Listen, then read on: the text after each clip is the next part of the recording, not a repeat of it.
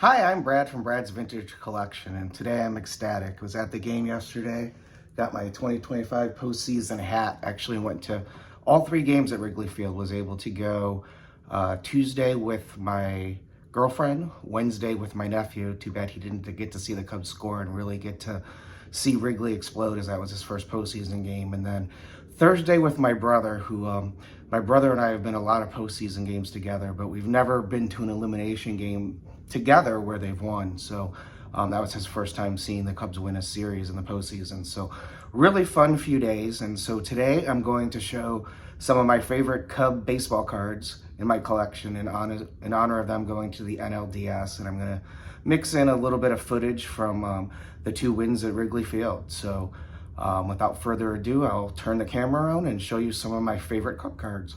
So going chronologically of some of my favorite Cub cards is the T202 Hassan triple folder with Tinkers to Evers to Chance. And I love this card because it goes in the right order. Tinker, Evers in the center, and Chance on the right. And it's the iconic double play combination of the Cubs dynasty all on one card. This is the favorite card in my collection and my favorite Cub card. And excited to show it today with the Cubs in the NLDS. Here's the 54 Banks, Ernie Banks rookie, an iconic Topps card. One of the best looking cards Topps ever produced, and really proud of this one, being able to get it with some top to bottom centering. And it wouldn't be a Cubs celebration video without Mr. Cub and Let's Play 2. So there'll be 3 Mr. Cub cards in my top favorite Cubs.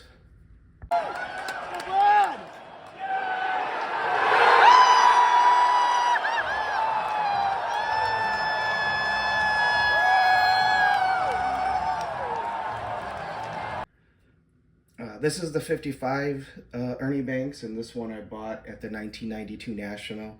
One of the prizes of my childhood collection, being bought still while I was in college. And don't feel the need to grade this one. I think it's a very nice copy, and it counts in my Banks run, but I don't think I'm ever going to send it into grade. It's nice to be able to take it out and actually look at the card, and let me do that right now. You can see it in sans case, which is pretty awesome.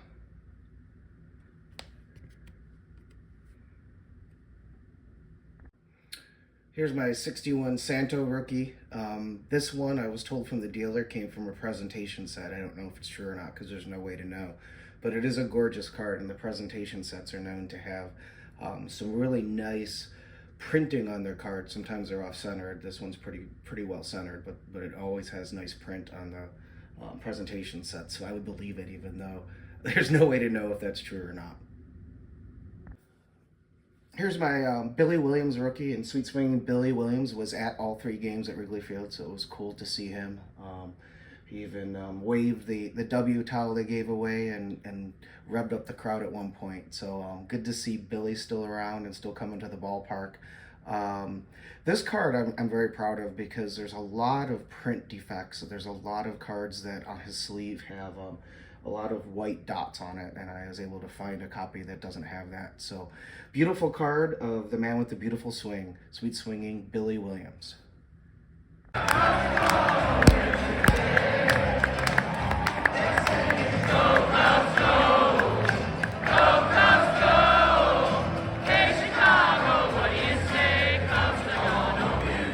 Here we have a card that I actually forgot to pull out when I went through my Banks run. I don't know how I forgot it. It's one of my favorite cards, and it's a 62 Venezuelan Ernie Banks. And as you know, the Venezuelans are really tough to find. Most of them were pasted into a booklet, and this is pretty high grade for a Venezuelan, and it's got a really clean back, which is not common for this card. So was really excited when I found this one, and this is the last of the Ernie Bankses I'm showing today. Now I go into my childhood. This is not my childhood card. I did not have very many 77s. I only bought 1 pack, but Bruce Sutter was my favorite Cub as a kid. So wanted to get a nice copy of his rookie card. And every time I see this card, I smile, just remembering how dominant he was as a reliever for the Cubs, throwing 2-3 innings. The 79 Cy Young season was kind of the first season I really started watching a lot of the Cubs games in 78 and 79. And it was Kingman and Sutter that really cemented me being a Cub fan along with Billy Buckner. So this card I'm really excited to have in my collection. Let's go Cubbies! Let's go Cubbies!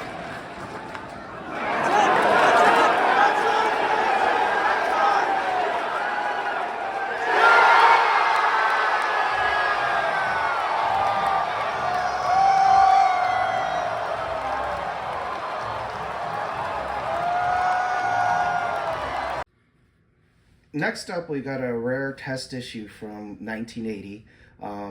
Pepsi was going to make a 1980 Topps All-Star set, and it's kind of different than the regular 80 cards where the position is in a white and then the team flag's in white.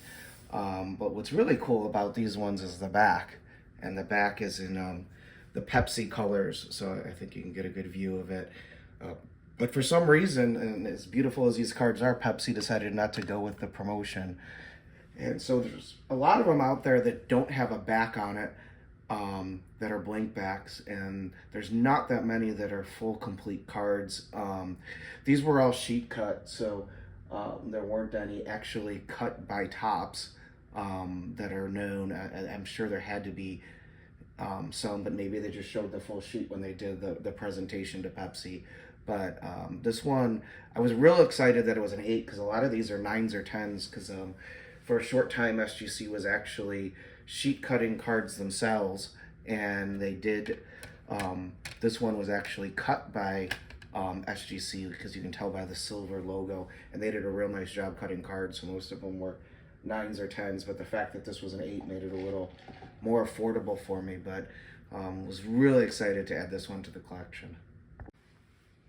Next up are two 1982 Red Lobster Cubs set, and when I was 10 years old, I chose the baseball card day game to go. I used to go to one game a year with my dad and my brother and my grandfather, so I chose baseball card day, and they gave out this Cub set, the 1982 Red Lobster set, and I didn't know at the time that it was going to have 2 Hall of Fame rookies in it, but that Ryne Sandberg is actually his first major league card, a year before all of his rookie cards, and this one was up on my dresser pretty much my entire childhood. I had my best cards on my dresser, and this was one of them on there, and you can see it's called the Red Lobster set because they were the promoter of the set, or their cards are issued on the back, and you can see Sandberg's minor league numbers and then his 13 game stats with the Phillies as a rookie. So really excited to have both of these. I've had these since I was 10 years old, and